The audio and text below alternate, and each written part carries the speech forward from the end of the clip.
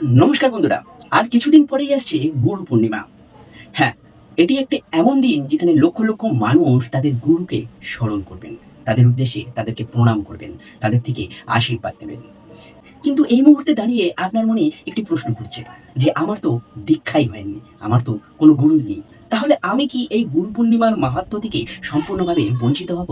দীক্ষা ছাড়া কি গুরুর কৃপা সত্যি পাওয়া যায় না? কিন্তু আমি যদি আপনাদেরকে বলি যে এই বিষয়ে আমাদের সমাজে সব থেকে বেশি ভুল ধারণা প্রচলিত রয়েছে।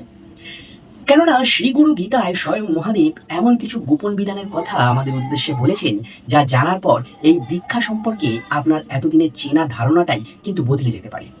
আজকের এই ভিডিওতে আমরা আপনাদের সামনে তুলে ধরার চেষ্টা করব যে দীক্ষা না থাকলে আপনি ঠিক কি করবেন, আর কাকেই বা নিজের গুরু হিসেবে আপনি গ্রহণ করতে পারেন, আর কেন ভগবান দত্তাত্রেয় কোনো দেহধারী গুরুর কাছে দীক্ষাই নেননি। এই বিষয়টি আপনি জানতে পারবেন। আর গুরু পূর্ণিমার দিনে কোন কাজগুলি করলে গুরুর কৃপা লাভের পথ আপনার জন্য সারা বছর খোলা থাকতে পারে।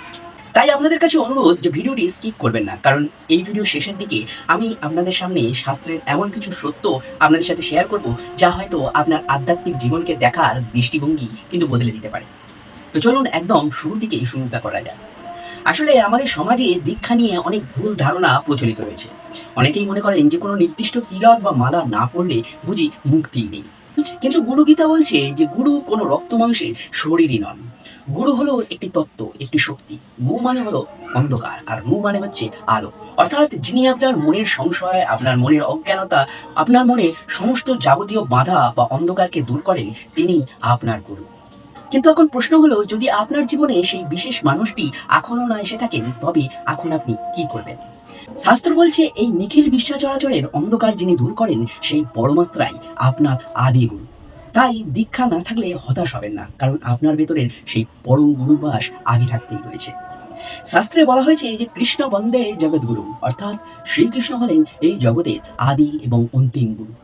আপনার যদি দীক্ষা না হয়ে থাকে, তবে তবে এই পূর্ণিমায় আপনি শ্রীকৃষ্ণকে বা আদি গুরু মহাদেবকে আপনার গুরু রূপে বরণ করুন। কারণ যখন কোনো পথ খোলা থাকে না, তখন কিন্তু তারাই আপনার পথ দেখাবেন।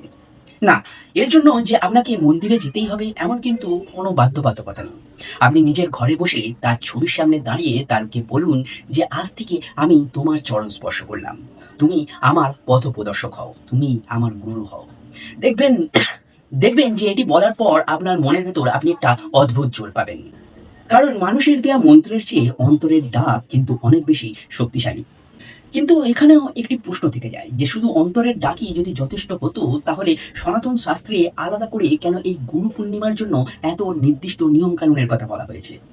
দীক্ষা না থাকলেও কি এমন কিছু কাজ আছে যা করলে সহজেই গুরুর কৃপা লাভ করা যায়? শাস্ত্র বলছে হ্যাঁ, আছে। শাস্ত্রে এমন কয়েকটি সহজ কিন্তু অত্যন্ত শক্তিশালী উপায়ের কথা বলা হয়েছে, যেগুলি কিন্তু অনেক মানুষই জানেন না।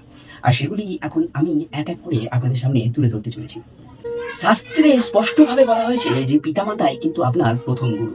তাই এই গুরু পূর্ণিমার দিন আপনি খুব ভোরে উঠে স্নান করুন, সম্ভব হলে গঙ্গা স্নান করুন, বা যদি তাও সম্ভব না হয় তাহলে সামান্য কিছু গঙ্গা জল আপনার স্নানের জলে মিশিয়ে নিন। এরপর শুদ্ধ বস্ত্র পরে সবার আগে আপনার পিতামাতাকে আপনি প্রণাম করুন। মনে রাখবেন যে পিতামাতার আশীর্বাদ সরাসরি কিন্তু পরমেশ্বরের আশীর্বাদের সমান।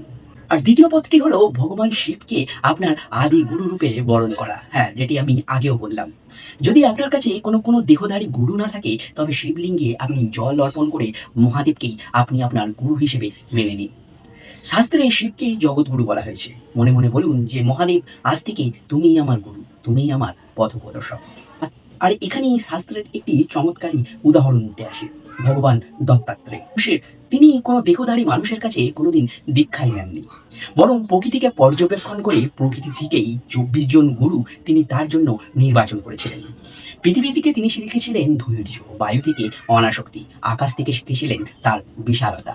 আর শাস্ত্রের এই ঘটনাক্রম আমাদের শেখায় যে দীক্ষা না থাকলেও আপনি আপনার চারপাশের ভালো গুণগুলি যদি আপনার নিজের ভেতরে গ্রহণ করতে পারেন বা ধারণ করতে পারেন, তবে আপনি প্রকৃত গুরুর কৃপা অবশ্যই লাভ করবেন। তাই গুরু পূর্ণিমার দিনে একটি গাছ লাগানো বা পশু পাখিকে অন্ন দেওয়াও এক প্রকার গুরু সেবা। তবে এখানে একটা বিষয়ে আপনাকে খুব সাবধান থাকতে হবে। দীক্ষা না থাকলে অনেকেই ইন্টারনেট থেকে বিভিন্ন বীজ মন্ত্র জপ করতে শুরু করেন। শাস্ত্র বলছে যে গুরুর নির্দেশ ছাড়া বীজ মন্ত্র জপ করা কিন্তু অত্যন্ত বিপজ্জনক। কারণ বীজ মন্ত্র হলো তীব্র শক্তিশালী একটি ওষুধের মতো, যা সঠিক পদ্ধতি ছাড়া জপ করা কিন্তু আপনার জীবনে খুব খারাপ প্রভাব ফেলতে পারে।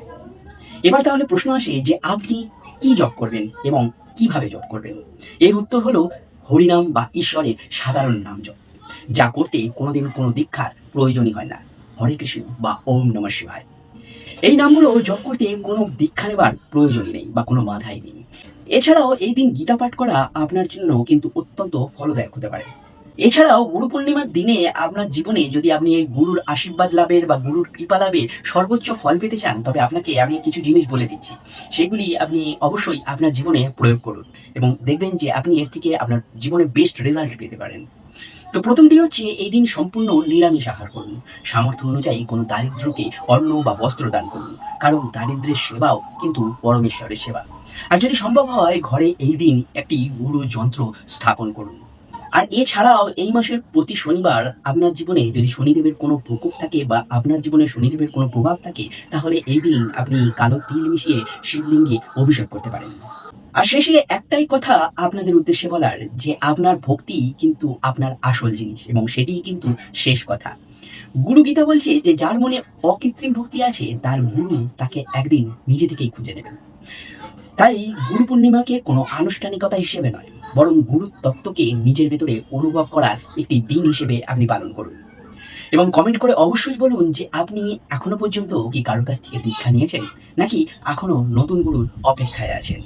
আর এই তথ্যগুলি যদি আপনার ভালো লেগে থাকে, ইনফরমেটিভ লাগে, তাহলে অবশ্যই এটি অন্যদের সাথে শেয়ার করে দেবেন এবং তার সাথে এই নক্ষত্রের নকশা চ্যানেলটিকে সাবস্ক্রাইব করে রাখবেন। কেননা মনে রাখবেন, আমি কিন্তু আপনাদেরই একজন গুরু নই, পথপ্রদর্শক, চেষ্টা করি আপনাদের সাহায্য করার।